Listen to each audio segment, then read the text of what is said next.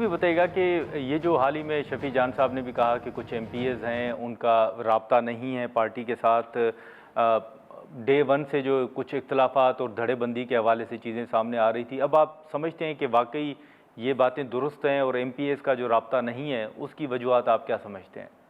اختلافات تو ہر political party میں ہوتے ہیں، اور اس کی وجہ یہ ہے کہ پولیٹیکل پارٹی کوئی ریجیمنٹ نہیں ہوتی یا کوئی اس کے اوپر کوئی پابندی نہیں ہوتی. اس کے اندر لوگ جو ہیں وہ ٹھیک ہے، والنٹریلی آتے ہیں، اور والنٹریلی آ کے وہ اپنی مرضی سے جوائن کرتے ہیں. ان کے اپنے خیالات ہوتے ہیں، اپنے نظریات ہوتے ہیں، اپنی اسٹریٹجیز ہوتی ہیں، تو وہ ضرور اس حد تک مخالفت ہوتی ہے. اور میں اس قسم کی مخالفت کو مخالفت نہیں کہتا، وہ میں سمجھتا ہوں کہ یہی بھی ایک ہر پارٹی میں یہ جمہوریت ہونی چاہیے.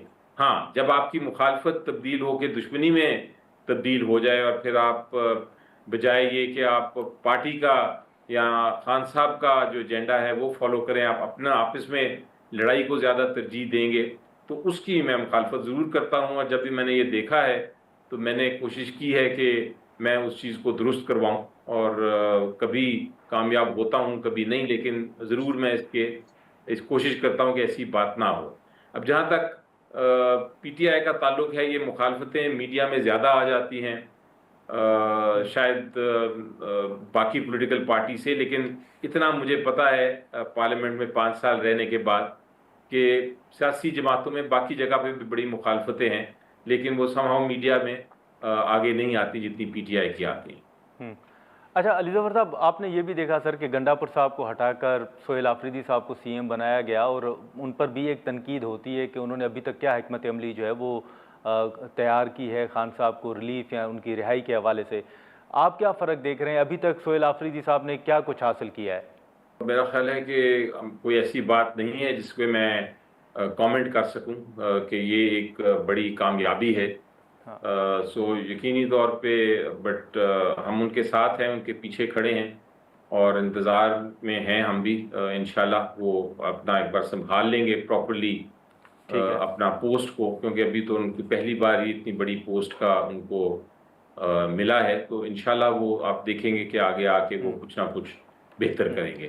اچھا سر، اوور آل اگر آپ دیکھیں تو اس وقت آپ نے دیکھا کہ قانونی جنگ لڑنے کے بعد آپ نے 2 اپوزیشن لیڈرز کے حوالے سے جو آپ کا موقف تھا اس کو آپ نے منوایا. خان صاحب نے چکزئی صاحب کو مینڈیٹ دیا مذاکرات کے حوالے سے. ابھی تک آپ کی اپوزیشن لیڈر صاحب سے بات ہوئی ہے؟ وہ کیا سوچ رہے ہیں؟ کیا حکمت عملی تشکیل دی گئی ہے؟ پھر یہ بھی کہا جا رہا ہے کہ پارٹی کے اندر یا کچھ رہنما بڑے مایوس بھی ہیں اوور آل کہ ابھی تک جو کچھ ہونا چاہیے تھا، جو حکمت عملی سامنے آنی چاہیے تھی، ابھی تک ایسا کچھ نظر نہیں آ رہا. مایوسی تو ہے یقینی طور پہ، کچھ ہمیں بلکہ پوری پبلک میں مایوسی ہے، اور ہم سے لوگ کمپلین کرتے ہیں، ہم اس کے ہمیں جواب دینے پڑتے ہیں اس کے اوپر.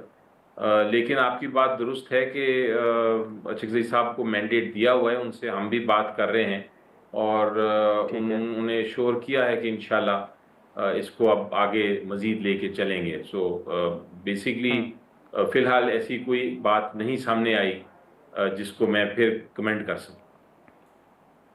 اچھا سر، ساتھ ہی یہ بھی بتائیے گا کہ حال ہی میں آپ نے دیکھا ہوگا کہ فیصل واڈا صاحب کے بیانات، پھر بلاول صاحب کی جو ناراضگی ہے، اس کے بعد یہ ایک تاثر دیا جا رہا تھا کہ شاید بجٹ کی منظوری کے بعد کوئی ماحول تبدیل ہو. ایسا کوئی آپ کو ماحول، کوئی فضا تبدیل ہوتے ہوئے آپ کو نظر آ رہی ہے کہ ان ہاؤس تبدیلی ہو یا ایسی کوئی فضا؟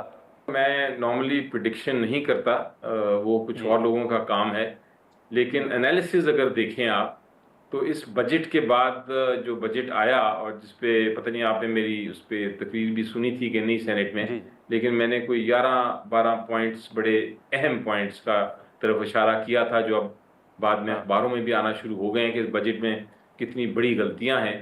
تو مجھے نہیں لگتا کہ اس بجٹ کو سروائیو کر سکے گی یہ حکومت، یہ کوئی نہ کوئی تبدیلی آئے گی.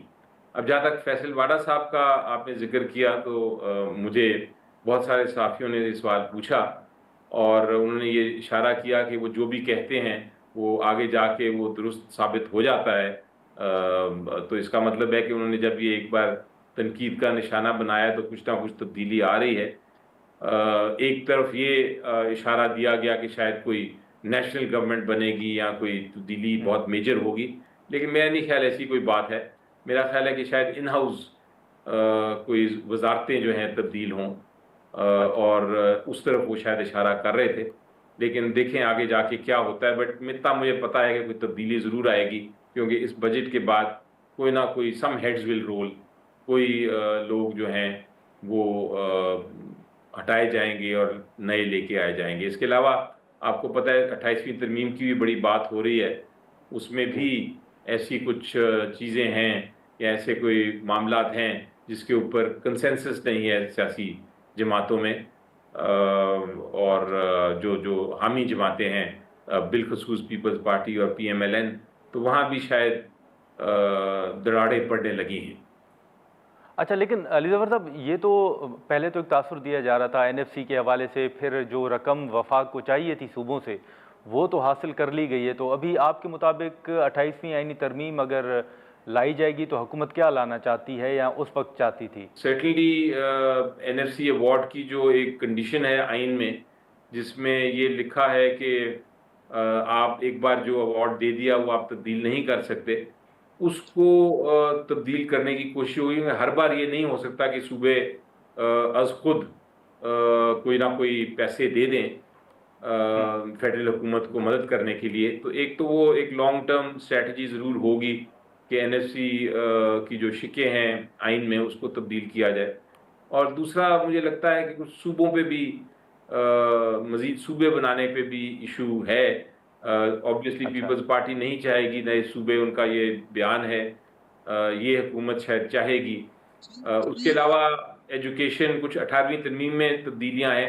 اور پھر ایک یہ سنا ہے میں، جو بڑی ڈسکشن انفارمیشن ہے، پتہ نہیں سچ ہے کہ جھوٹ ہے، لیکن انفارمیشن یہی ہے، اور میری جو باتیں ہوئی ہیں لوگوں سے اس سے یہ لگتا ہے کہ شاید لوکل باڈیز کو بھی یہ اس کو بھی ایک طرح سے مضبوط بنا کے 26ویں ترمیم کے ذریعے اس کو امپلیمنٹ کرانا چاہتے ہیں.